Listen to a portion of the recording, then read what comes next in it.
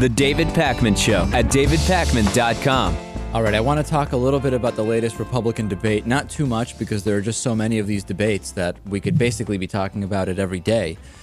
Before we get to that, I want to talk about Herman Cain. And again, I don't want to go crazy over a candidate who has absolutely no shot, but some people thought he did have a shot, didn't they, Lewis? I mean, many people thought he was a legitimate candidate for president. Right. You never thought that, did you? No. You're sure? 100% sure. I feel like you did think that. When you saw him at 28% in a poll, you said, this guy could do it. My computer's making weird noises.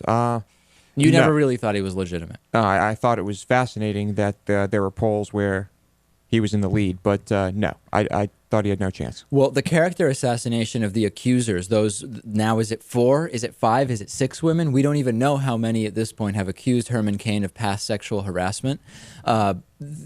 People started saying, well, this is a liberal conspiracy.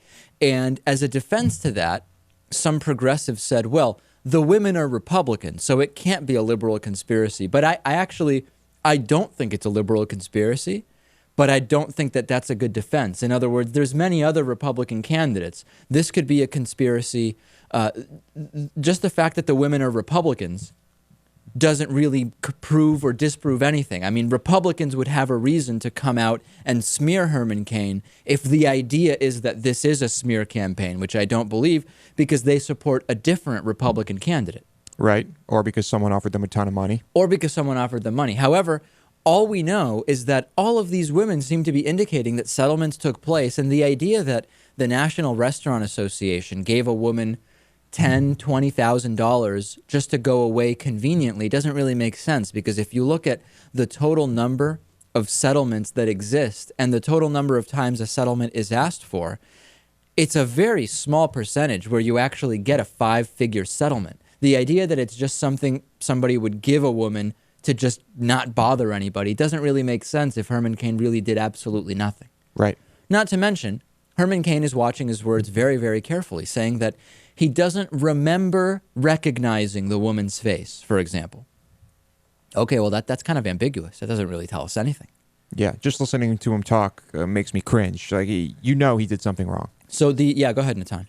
I was just going to say, that could be an indication that Herman Cain does this so often that he doesn't remember any individual woman's faces after the fact. That's another thing that's not being considered.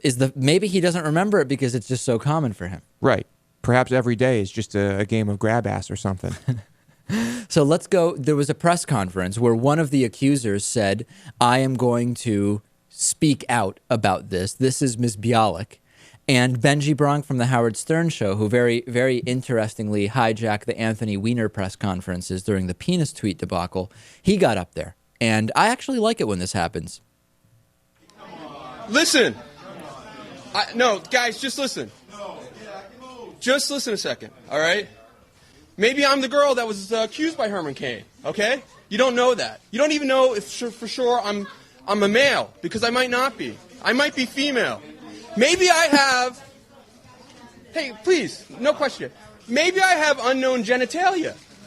No, it's not what you think it is. Just calm down. This is about Elisa Jordana, okay? Elisa Jordana. Okay, so Benjy Bronk just using this as an opportunity to talk about a singer that was on the Howard Stern Show recently. I like it. You know what? They had this thing at the Friars Club.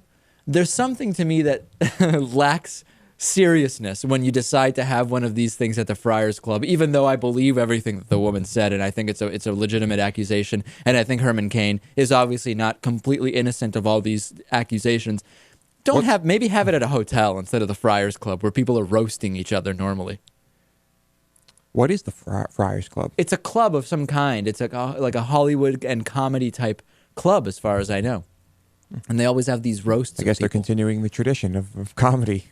Apparently they are. Then Karen Kraushar is a 55-year-old former journalist. She lives in Maryland. She works as a communications officer in the Treasury Department. She's a registered Republican. She went to Brown University. She received a settlement. She also received a settlement from Herman Cain. So as we see here, I still have maintained that the sexual harassment component here is not totally being taken seriously. And an audience member, Ned, sent me a fascinating email saying, you noted recently that Republicans don't really care about sexual harassment. That's only half true. Regarding the two most important crises of the last decade, the Republican-dominated Congress spent $8 million on the Financial Crisis Inquiry Commission investigation and $15 million on the 9/11 Commission investigation. But Republicans wasted $40 million investigating Bill Clinton's affair with Monica Lewinsky. So Republicans do care deeply about sexual harassment whenever a Democrat is at fault, although they deny sexual harassment even exists when it's a fellow Republican. A very good point from Ned. Yeah, I guess so. I guess the numbers speak for themselves there.